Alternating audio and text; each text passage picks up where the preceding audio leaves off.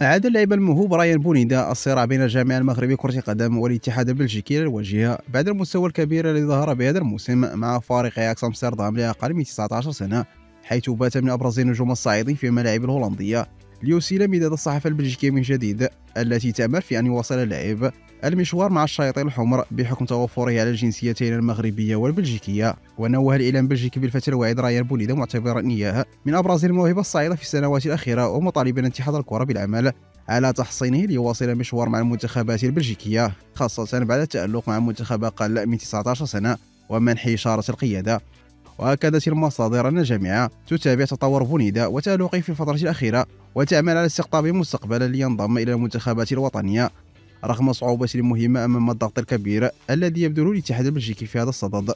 وأوضح المصدر أن جامعة الكرة تضع رايان بونيدا ضمن الأولويات القديمة بالنسبة للاعبين مزدوجي الجنسية في بلجيكا، في وقت حذرت الصحافة البلجيكية الاتحاد الكروي من قدرة الجهاز الوصي على الكرة المغربية في إقناع بونيدا بالمشروع الرياضي بعد استقطاب نجوم كبار على رأسهم إبراهيم دياز. وتلقى رايان بونيدا صاحب 18 سنة التكوين الكروي في نادي أندرليخت قبل الانتقال إلى اياكس امستردام في سن مبكر، كما لعب في جميع الفئات السنية للمنتخب البلجيكي وسجل هدفين مع منتخب أقل من 19 سنة في 7 مباريات خاضها حتى الآن. يشار إلى أن بونيدا يرتبط بعقد مع اياكس يمتد إلى غاية صيف 2025، ويستعد النادي لتحصينه بعقد طويل الأمد بعد تحرك أندية أوروبية كبيرة لضمه.